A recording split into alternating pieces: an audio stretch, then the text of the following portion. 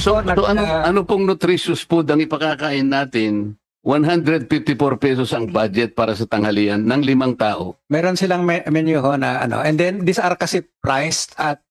Ang assumption po ba natin is a family is composed of 5 members? Members ho. Okay.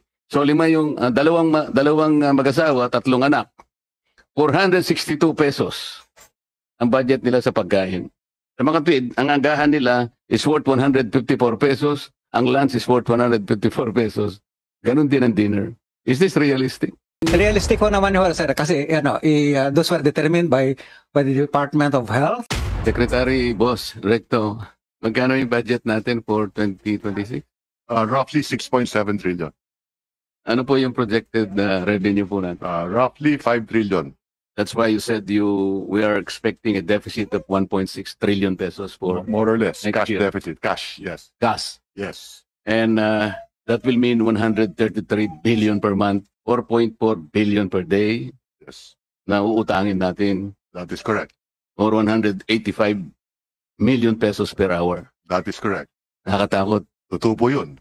Flood control programs, parang deja vu po ng Port Barrel scam ni Napoles. Mas malala nga ito dahil itong mga budget sa manumalya, mga infrastructure projects ay bilyon-bilyon na baka umabot pa nga ng trilyon. Paano tayo makakasiguro ngayon, Mr. Chair, na walang pork barrel dito sa 2026 NEP, Mr. Chair? Naisip ko, Mr. Secretary, na imbes na ayuda na lang ibigay natin, na wala namang datos kung na ito'y naibibigay sa about 25 to 27 million Filipinos, hindi ba maganda ka ako sa bill ko na lahat ng kumukonsumo ng elektrisidad, let's say 200 to 234 kilowatt hours, ilibre na po natin yun. Kasi po, pag kinuwenta ninyo yon, that will only be 120 billion pesos. Makakatipid pa po tayo ng about 74 billion. Ito sigurado pong nasa kanila, direkta na nating may bibigay. Kesa naman sa kolektahin po natin, pagkatapos ipamimigay bilang ayuda, wala namang guidelines, hindi po ba practical yun? Magandang araw po sa inyong lahat mga kababayan. Kumusta po kayong lahat? Saan mang dako po kayo naroon, sana'y nasa mabuti po kayong kalagayan. Andito na naman po tayo sa isa na namang reaksyon sa mga bago at maiinit na kaganapan dito sa ating bansa. Grabe, napakaganda ng maisisulong ni Senator Marcoleta mga kababayan.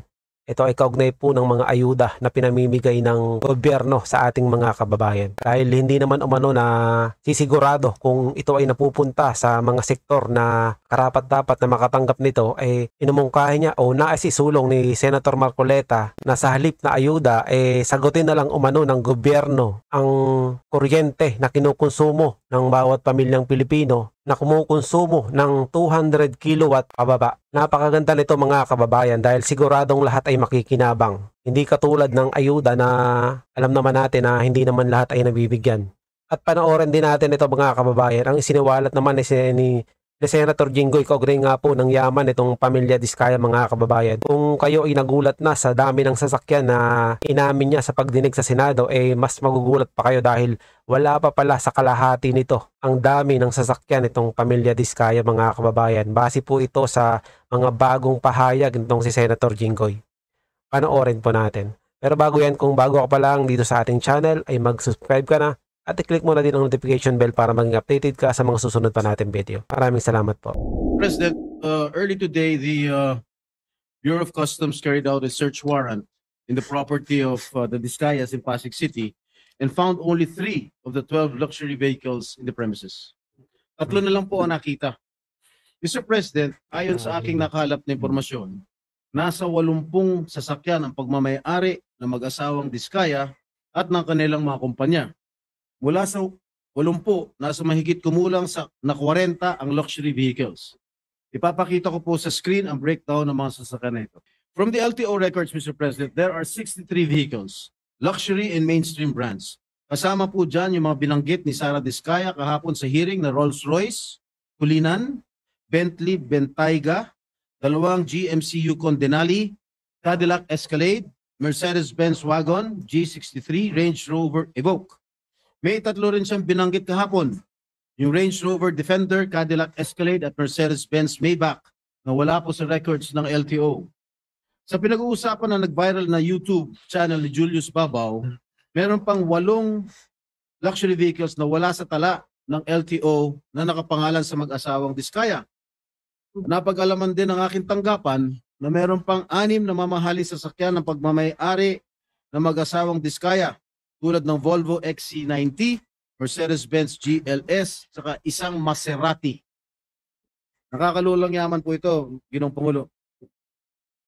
Kung doon sa 28 luxury cars na inamin ni Sara na pag-aari nila ay halos hindi ako makapaniwala, wala pa pala yun sa kalahati ang kabuang bilang ng kanilang mga sasakyan.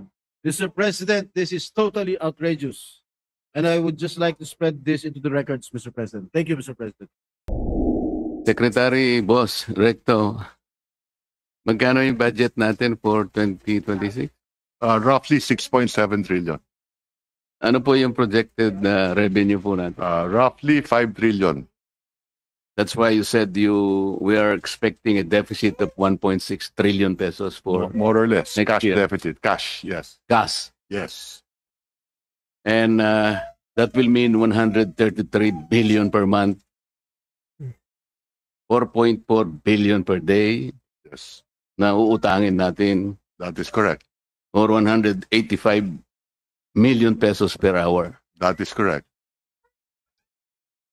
Nakakatakot, di ba? Totoo po yun. Pero sabi mo kanina, wag tayong mag-alala kasi alam nyo, nasa ano pa naman ito eh. Correct. Manageable, sabi mo kanina. For as long as we grow faster than the debt, if the economy grows faster than the debt, then we outgrow the debt and we pay down the debt. That is Ang the masama- problem. Ang masama, if the debt is growing faster than the economy. Yun nga eh. Yes, sir. At ano na yung outstanding debt natin sa ngayon? Roughly 17 trillion. 17 trillion, what is the debt to GDP ratio? 61% because the economy is roughly 28 trillion. But that's one benchmark. There's another benchmark, yung general government debt. Doon naman, mga 57% lang tayo. At katulad nung nabanggit ko kanina sa presentation ko, meron naman tayong upgrade sa ating mga rating agencies dahil nakikita nila na the economy is still growing faster than the rate of our debt. Kasi ang Ang mahalaga, we reduce the deficit over time. yung aking mga kaibigan na mga pessimists, Mm. sabi nila, alam mo, yung comfortable na ratio is 60%. Ngayon, Tama po yun. Nung araw, na-breach mo na yung ano parang lumampas na tayo ron. depende yan kung ano ang debt mo. Katulad nung nabanggit ko kanina, 70% of our debt is domestic. Hindi, 69% na sinabi mo kanina. Oh, 69, 70%. Roughly, Okay, 70%. Yes. Kasi tinatandaan ko lahat ng sinasabi mo. Tama Boss, po yan. Tama po yan. Ganito So, eh.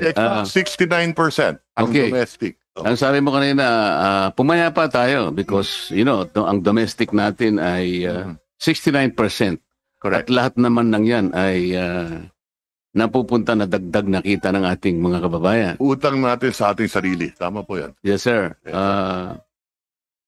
Ang problema, kamukha nung napapatunayan sa aming mga pagbubunggal nitong mga flood control, mukhang yung mga ibang nauutang natin na ito nga ay naitatawid natin sa mga projects, lalo na yung flood control.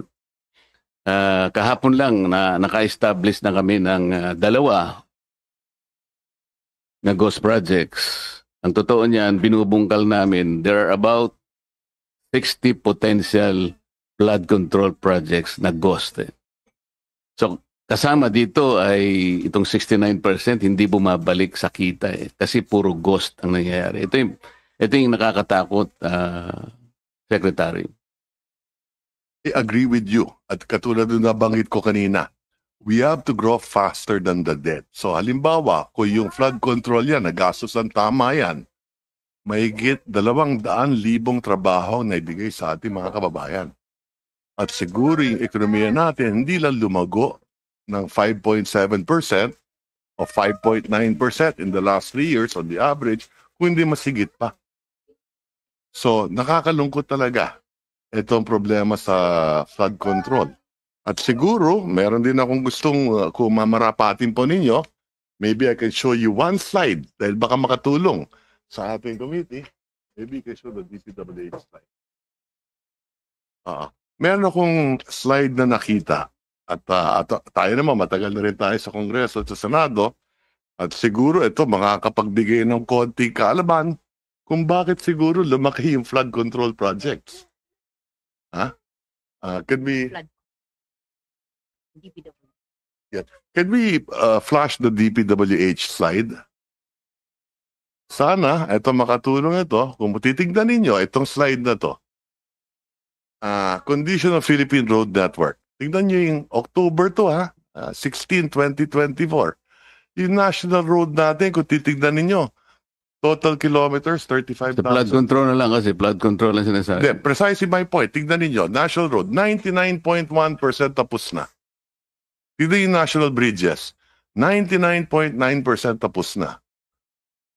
So kung tapos na lahat ito, pero kita mo yung local roads, yan ang may malaking problema. So nangyari, linipat, kasi gawa na yung mga national road, napunta sa flood control as part of the core mandate ng DPWH. Kaya kung akong tatanungin, kulang tayo sa classroom, kulang tayo sa hospital, kulang tayo sa local roads. So siguro kulang na rin tayo sa national. Baka kailangan dagdagan din natin yung national road. Pero wala akong nakikitang data tungkol sa flood control. Opo. Salamat po sa karagdagang karunungan, Secretary. Salamat. Babalikan po natin yan kasi Opo. pagdating na ng pagtatanong ko kay Secretary ng TBM, madadaanan natin yan. Opo. Yun pong 6.7 trillion na budget. Ilang porsyento po yun ng ating projected GDP? About 22.5%. Roughly. Thereabouts. Can I see it? 22%? Where is it? 21.5? The disbursement, 20. That's 22%. Yes.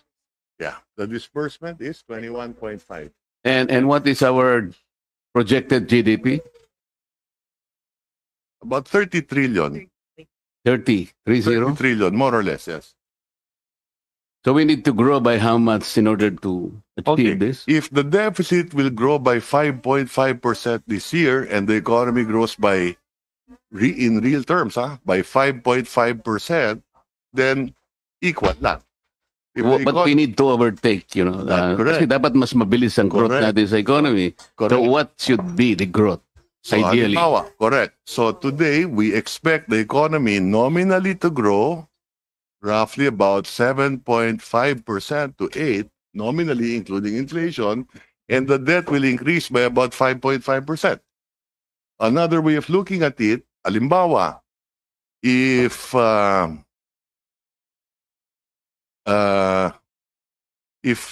interest rates are at 6%, pag umutang ka, and inflation is at 3%, your real cost of money is 3%. Yes. If the economy grows by 6%, panalo ka ng 3%. Kaya nga, yung 7.3 Yes. must be achieved na growth natin sa economy. Anything higher than the rate of debt, At the very least, It's positive. 7.5. anything higher than the rate of debt, the increase in the rate of debt is positive. But ideally, we need to grow at 7.5 para lang. Ideally, if we could grow faster than that, even better. No, kasama ng nominal yun, Oo, nominal yun. Opo. Yung collection effort natin sa tax, Secretary, Yes. Opo. comparable ba yun dun sa collection effort ng mga Asian countries? A very good Kasi question. Baka yun ang dapat nating tingnan. That's correct. Very Diba? good question. Yes, we do have a slide on that. The average revenue to GDP ratio in ASEAN is 16.5%. So tayo, nandun tayo sa 16.5%.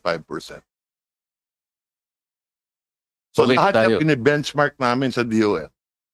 Tinitignan natin yung mga international best practices at dito sa ASEAN, yung benchmark dyan, yung revenue to GDP, roughly 16.5, nandun tayo. Ang ASEAN average is 16.4. So tayo last year 16.5, so 0.1 mas maganda yung atin. Kasi Secretary, Mr. Chair, nung binabalikan ko yung ating nakaraang kasaysayan, 1965, for example, Mm-mm. ah, 1 year old pa lang ako noon. wala ka pa siguro noon. 1 year old, 1 year old. Si chairman, wala pa eh. Ah, per capita GDP, we're number 2 in Asia. That's correct. Pagkatapos, tinitingnan ko Sunod yung... sa Japan. Ha? Sunod sa Japan. Sunod tayo sa Japan. Tama. Pagkatapos, talagang may iyak ka, malulungkot ka. Bakit? Paunti-unti tayong bumababa. Hanggang sa ma-overtake na tayo ng Brunei, na-overtake na tayo ng Singapore. Dahan-dahan, ngunit consistently, na-overtake tayo per capita GDP. Mm. Nakakaiyak talaga, na-overtake na tayo ng Malaysia, na-overtake tayo ng Thailand, and then Indonesia. Tama po yun. Nakakalungkot talaga. And officially, last month, we were overtaken by Vietnam. Tama po? Size of the economy, I think mas malaki pa rin ang Pilipinas ng konti. Yes, but But trajectorily, I am think talking that- about per capita GDP. Yeah, that's possibly. Officially, That's correct, yes. Na-overtake na po tayo. Huwag na po sana tayong papayag na ma-overtake pa tayo ng Myanmar, Opo. Cambodia, o kaya Timor-Leste. Ah. Baka maiyak na po tayong lahat, Secretary. And that's why we gotta get our act together, both the executive and Congress. Yun nga po eh. Yes. Secretary, magsasegue ako ng konti. Opo. Meron po kasi akong panukalang batas. Dahil nire-review ko po yung mga ayudang nangyari sa panahon natin ngayon. Meron po tayong 5 klaseng ayuda eh. Yung isa po, conditional, ito po yung 4Ps. Yung iba po, walang guidelines, walang condition. Meron tayong MAIP, meron tayong AIX, meron tayong tupad, meron pang AKAP yata, ma'am. AKAP. Pagka po sinuma natin itong 5 ayuda na binibigay sa ating mga kababayang nasa panig ng Maralita, Secretary, correct me if I'm wrong kung nagkamali ako ng pag-compute, pero parang 194 billion pesos lahat eh. Tama po yan. Karamihan yan sa DSWD. Yes, sir. Pag sinama Ngayon mo po, pa yung MAIP, tupad, yung MAIP sa health yan, yung tupad, the DOLE, yes, yes. yung AIX, DSWD, and so on and so forth. Correct. 194 billion pesos. Ngunit wala pong record kung ilan po yung nabibigyan. Kasi naghanap po ako, nagtatanong-tanong, talagang hindi ko po ma-ascertain. Kung talagang yung 5 ayuda na yon ay napunta dun sa talagang dapat kapuntahan. Yeah. Ang iniisip ko po kasi, yung pinakamahirap nating segment sa population, numbering about 5.5 million households, or about 25 million to 27 million poor Filipinos. Sa estimate ko po, itong 5 na ito, na kung ito'y naibigay talaga sa talagang targeted na sector, baka naging maligaya naman siguro. Pero dahil nga walang datos, kung talagang naibigay o hindi, nagpasya po ako na gumawa ng isang medyo may pagka-radical, pero baka practical, baka sumang-ayon naman po kayo. Mm-mm. Ang akin pong naisip, nakita ko po kasi yung napakataas po na presyo ng kuryente sa ating bansa. Naisip ko, Mr. Secretary, na imbes na ayuda na lang ibigay natin, na wala namang datos kung na ito'y naibibigay sa about 25 to 27 million Filipinos, hindi ba maganda ka kung sabihin ko na lahat ng kumukonsumo ng elektrisidad, let's say 200 to 234 kilowatt hours, ilibre na po natin yun. Kasi po, pag kinuwenta ninyo yun, that will only be 120 billion pesos. Makakatipid pa po tayo ng about 74 billion. Ito sigurado pong nasa kanila, direkta na nating may bibigay. Kesa naman sa kolektahin po natin, pagkatas ipamimigay bilang ayuda, wala namang guidelines. Libre. Hindi po ba practical yun? Ang pagkaalam ko, meron pong data ang DSWD kung ilan yung natutulungan ng 4Ps. Yung purpose po, walang masyadong problema doon. Correct. Sapagkat conditional po yun. Correct. At So, yan po merong guidelines. correct. So, Pero pagka yung MAIP na po, yung AIX, yung tupad, lalo na po yung AKAP, talaga pong wala na yun. yung pagkaalam ko, may data yan, ang 4Ps, no? Ang pagkaalam ko, kung talagang titignan nila na mabuti, meron din data ang DSWD sa AIX. So, meron pong data sa papel. Pero pag nagtanong po kayo on the ground, sapagkat lalong-lalo na po nung panahon ng eleksyon na po ako'y nagtatanong, Oo. talagang sinusuyod ko. Kung minsan po ang audience is about 40,000 to 50,000 people, Mm, talaga pong tatanungin ko, sino po ang nakatanggap? Wala pong sumasagot eh. mm, So, kailangan pong ma-check. Kaya ko nasabi na mas mabuti pa yata, mas practical, na ibigay na lang natin na parang subsidy sa kanila. Siguradong mapupunta sa kanila, walang corruption, wala pang magpapasikat na politiko na akala mo galing sa kanila.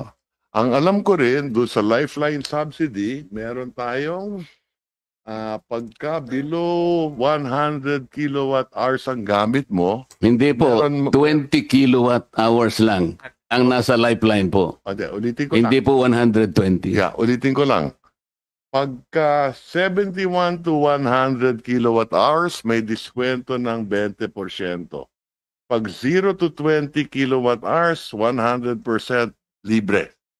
Pagka 21 to 50, 50%. Pagka 51 to 70 kilowatt hours, 35%. Kabisado ko po yung secretary, laderize po yan. Katapos-tapusan po, ang lifeline, Yes. 20 kilowatt hours. That's Parang ang isang bahay nagsindi ng ilaw isang araw, yung 29 days, hindi na siya Pero gagamit. ang pagkaalam ko dito, hindi napapatupad to. Hindi nga po. Kaya nga, ang gusto ko lang pong sagutin ninyo, mas practical po ba yung iniisip ko na invest na po ayuda na wala naman po talagang malinaw kung talagang ito'y kinapupuntahan talaga ng targeted sector. Hmm. Doon na lang natin ibase kasi po, Kaya ako binanggit ito, ako sang-ayon ako na dapat patuparin natin to at kung kinakailangan, i-adjust natin na mas mataas. ayun, akala ko kasi kontra ka kanina, Hindi, Secretary. sang-ayon nga ako eh. At dadagdagan mo pa pala. Ayan. At kasi rine-review na rin namin to ngayon. Dahil Salamat po. namin na hindi napapatupad. Salamat po. Opo. Ngayon, kay Secretary Pangandaman, I miss you yesterday. Kasi ikaw ang inihintay ko eh. Kaya lang nandito po kayo, kaya Pero sino po nandun po sa... pinatawad ko na kayo. Si Mr. Toledo nandun eh. Oo. Pero kagaya po ng tinatanong ng mga kasama ko, tama lahat yun eh. Kasi po ang una kong initial na datos na hiningi ko sa inyo, yung diferensya ng NEP at saka nung GAA, talaga pong napakalaki ng diferensya. Ang itatanong ko na lang sa inyo, ba't basta kayo pumapayag ba? Kasi nung ibigay po ninyo yung mga NEP ceilings po, for example, DPWH na lang, may target po kayo eh. Kasi katulad po nitong 6.7 trillion, hindi naman po ito mare-record ng ganitong-ganito nang hindi pinag-usapan. May interagency po kayo eh. Sa mga kapatid, may mga parameters po dito.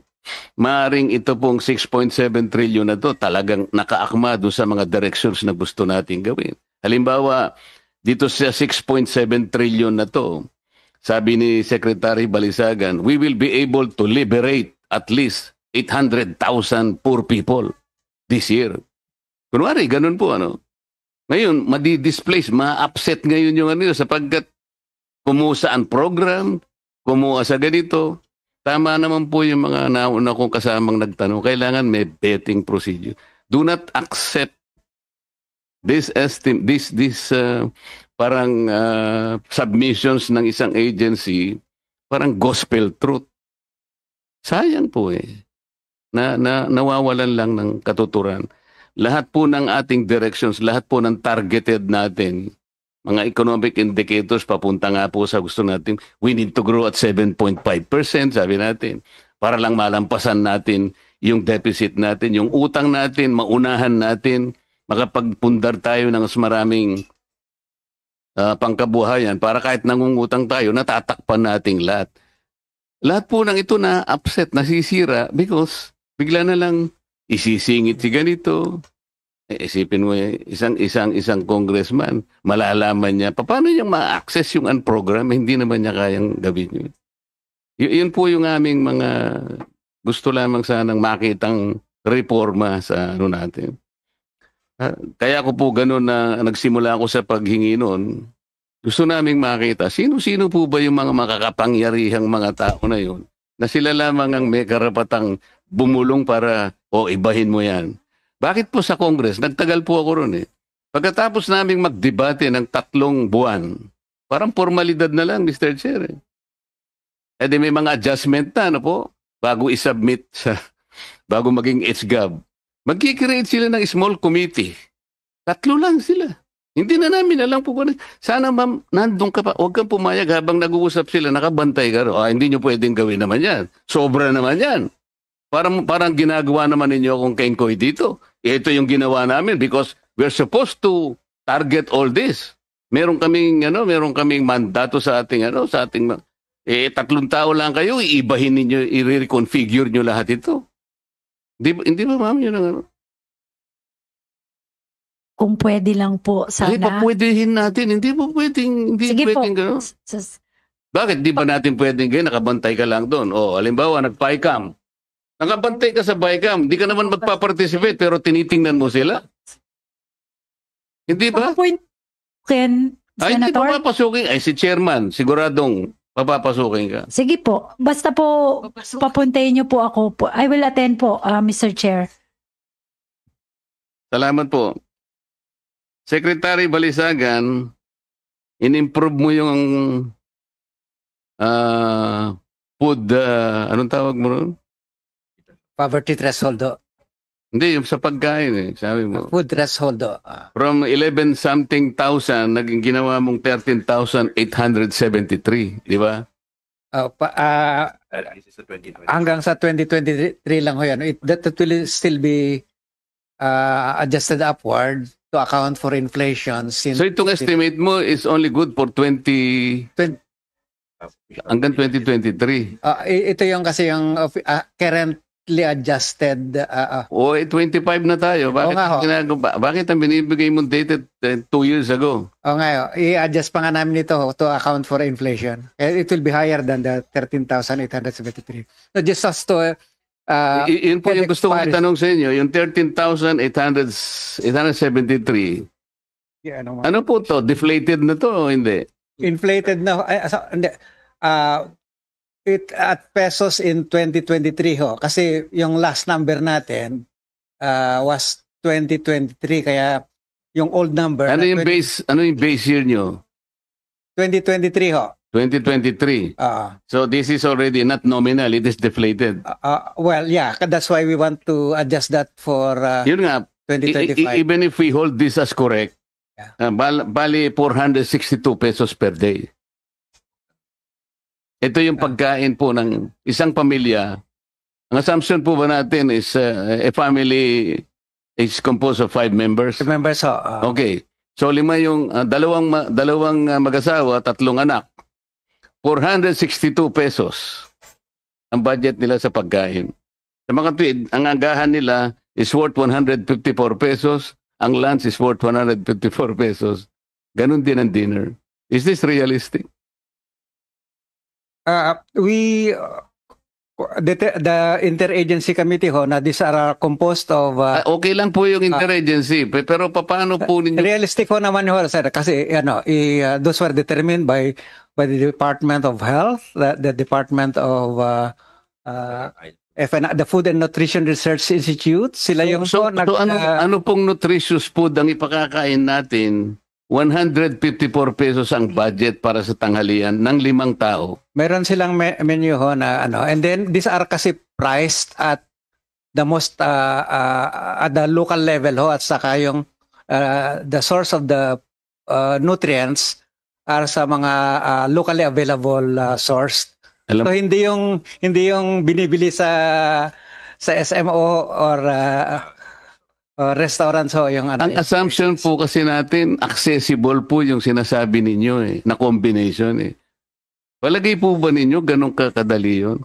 Kung halimbawa po ang nandito sa ating kapulungan ngayon, mga ina ng tahanan, Baka magagalit po sila eh. Ano po ba yung sinasabi ninyo? Sabi, 154 pesos? Pakakainin ko yung pamilya ko. Saan ko kukunin ito? Hindi po accessible. Hindi readily available. You know, because the country is not food secure. Hindi kagaya po ng Singapore na ang Singapore wala siyang agriculture. But anytime of the day, anong klaseng pagkain ang gusto niya? Anong lasa ang gusto niya? Ilang nutrients na available yun? That's the problem there. Yeah, ang purpose ko... I mean, I'm only trying to tell you the real picture. I understand, Yes. Mr. Chair, yeah.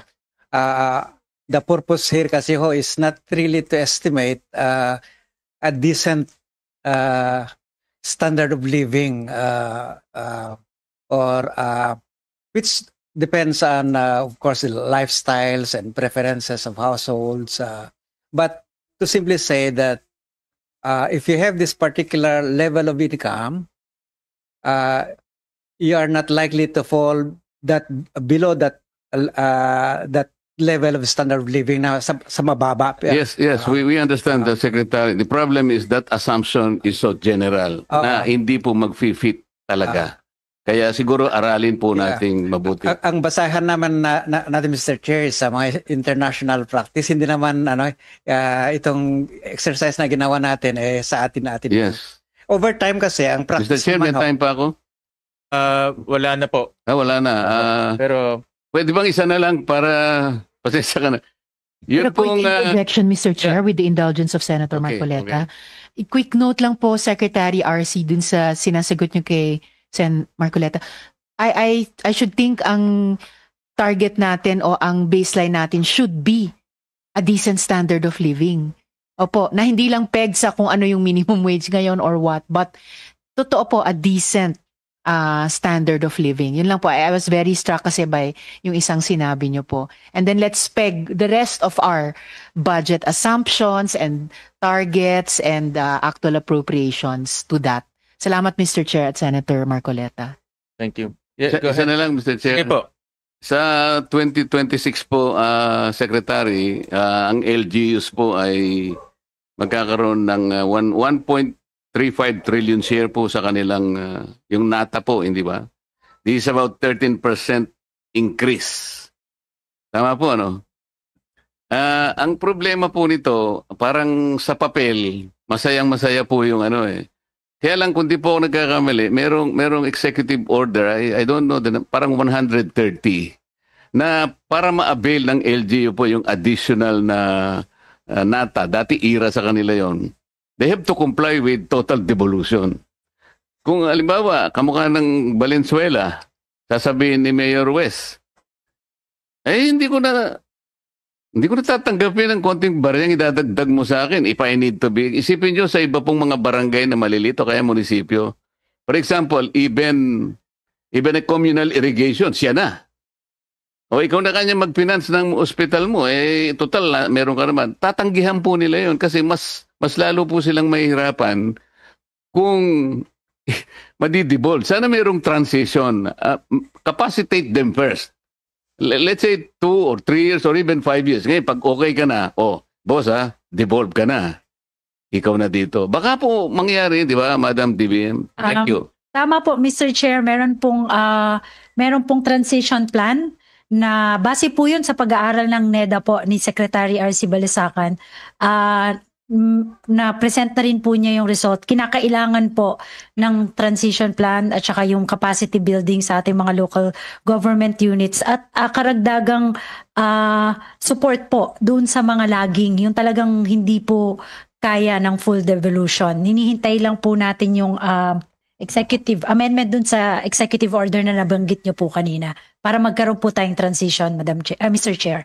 Sige, salamat po. At saka sa susunod naming hearing, sana po nandun na kayo. Mas gusto ko po kayo kaysa kay Mr. Toledo. Mr. Chair, salamat po. Basta masarap raw pagkain sa Blue Ribbon, Chairman.